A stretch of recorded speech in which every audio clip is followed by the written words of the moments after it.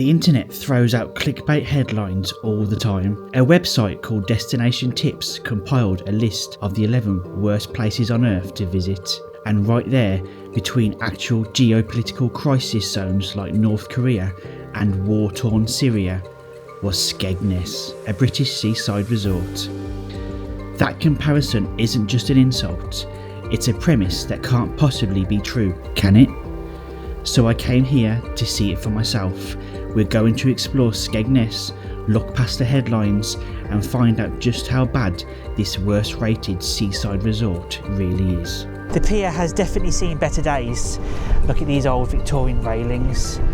It's such a shame to see them in a state like this.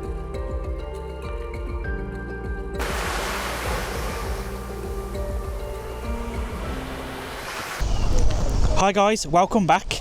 So today we're in Lincolnshire's most famous seaside resort, Skegness, or Skeggy as some people like to call it. Now this place is one of the most controversial seaside towns in the UK and pretty much everybody has a strong opinion on it. It's like Marmite, you either love it or you absolutely hate it. But to compare it to Syria and North Korea like Destination's Tips did is just ridiculous. I mean, come on, it cannot be that bad. One's a dictatorship and one's literally a war zone. This is just a seaside on the east of England. Let me just read the segment they wrote and then we're going to take a walk and we'll see if we can challenge each point.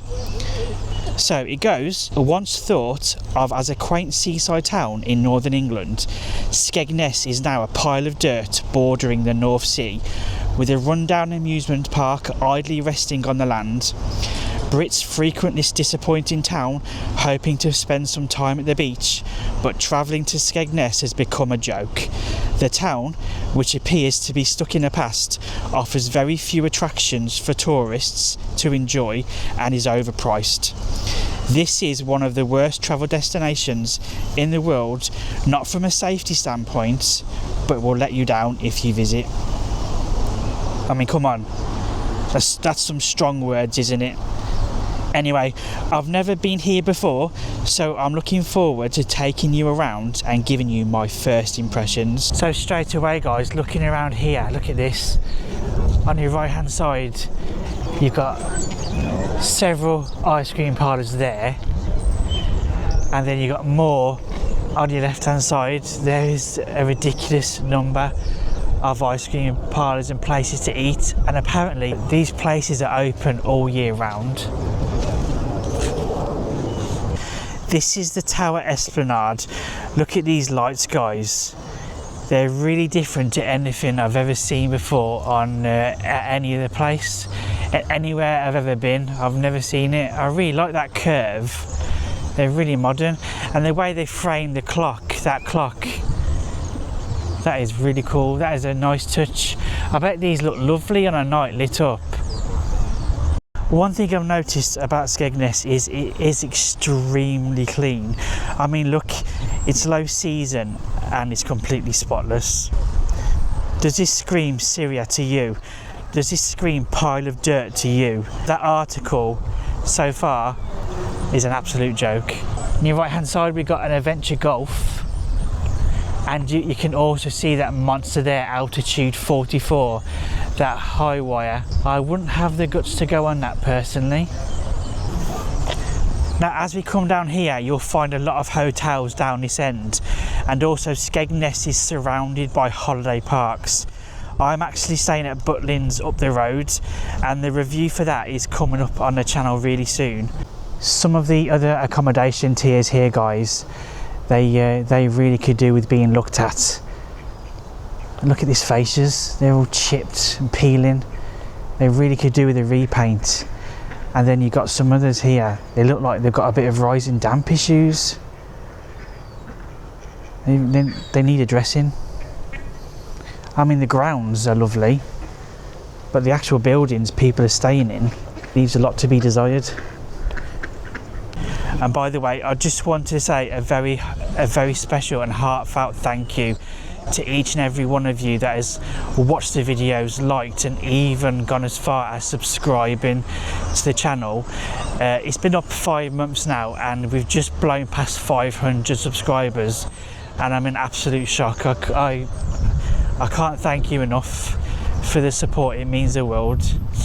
By the way, if you are new, I'm Beach Life and Beyond, and I'm travelling up and down the UK, travelling to all different seasides, holiday parks, as many as I can.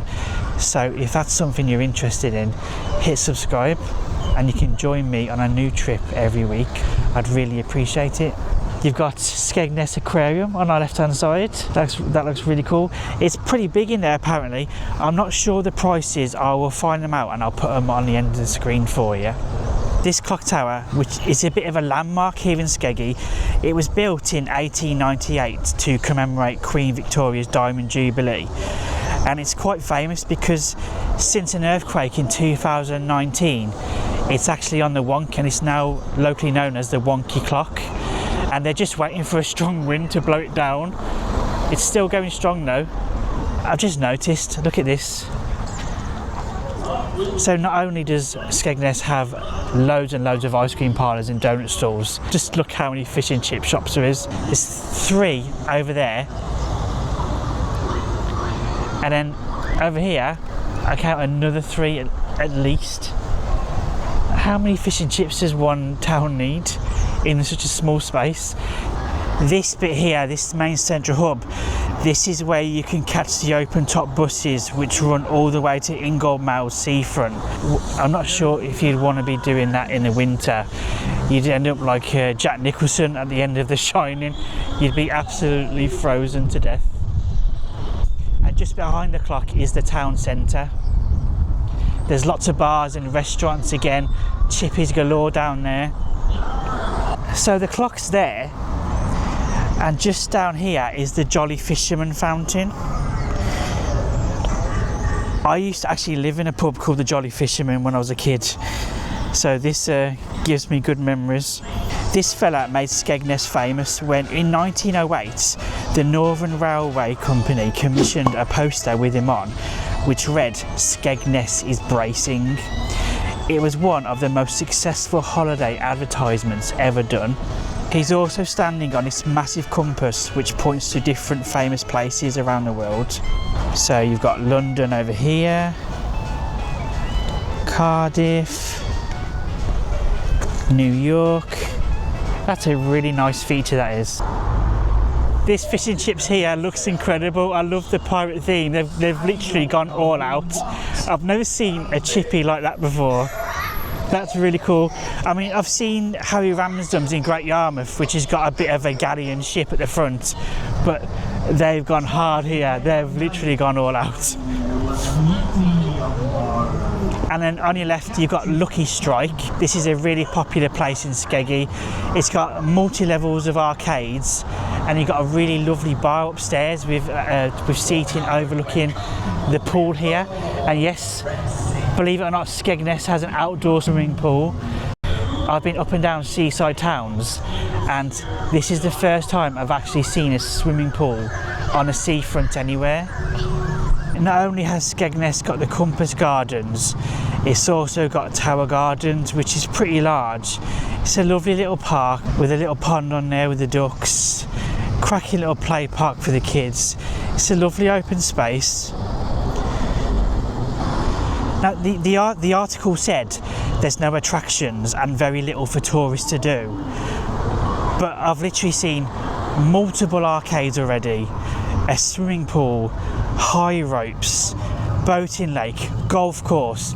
How is there nothing to do? There's literally tons of stuff. You've got the Embassy Theatre, which has some pantos.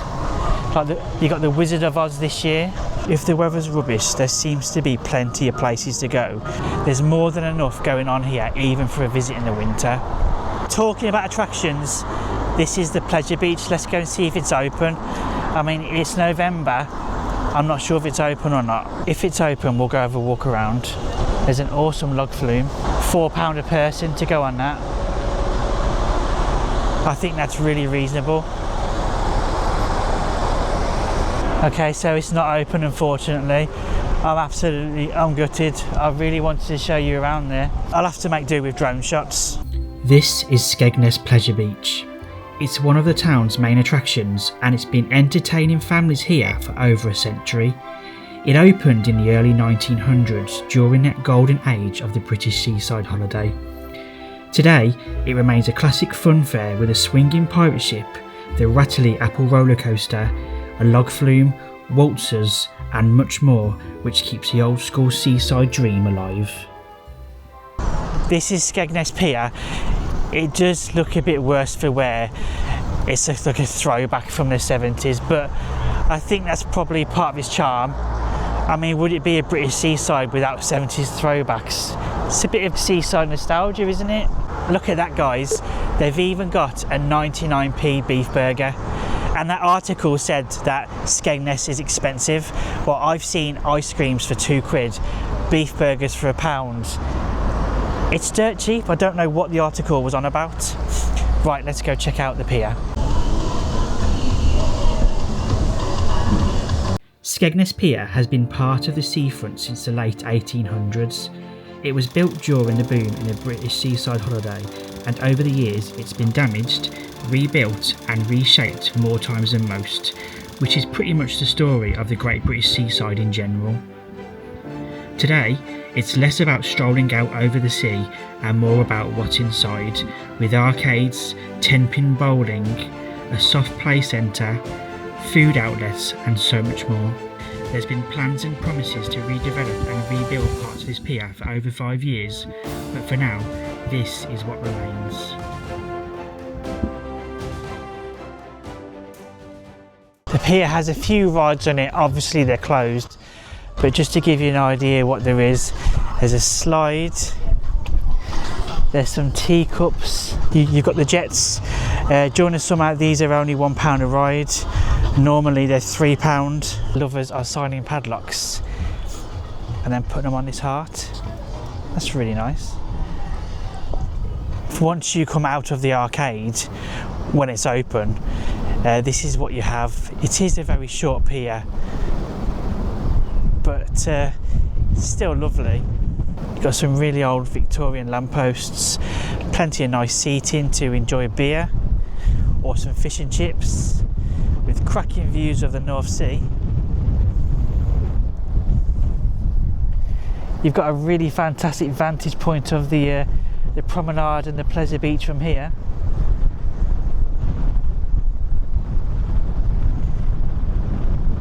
They weren't kidding when they said Skegness is bracing. It is super windy today. Now just up there, I don't know if you can see on the camera, you can see it's like 3 points, and that's actually Butlins, where I said I was staying. That's Butlins Skegness. The pier has definitely seen better days. Look at these old Victorian railings.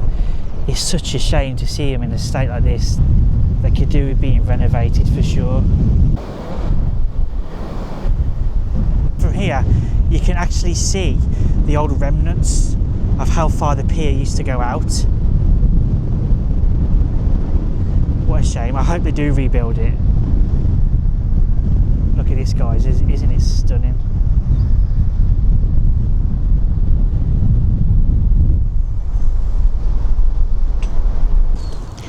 There's a multitude of places to stay in Skegness, and there's a Premier Inn, which is pretty standard for a seaside resort these days, and also you've got a Travelodge further down, and both start at about £35 in low season, up to about £120 per night in high season, which I think's a bargain for a seaside town. Up and down the east coast there's a really large population of seals, and this is a fantastic seal sanctuary for them. You'll find it just at the very opposite end as you're heading out of Skegness on the promenade. This would be a fantastic place to bring the kids. So guys, that's Skegness. What do you think? Personally, I don't see it as run down and tired. I just see it as a classic seaside resort. It's not expensive, it's nothing like Syria, it's nothing like North Korea. It does not deserve to be among the 11 worst places to visit in the world. I mean, come on. It's exactly what I expected. A bit of British seaside nostalgia at its best, and I highly recommend you come down. If you enjoyed this video, please consider dropping a like, subscribing for more, and I'll see you next week. Take care.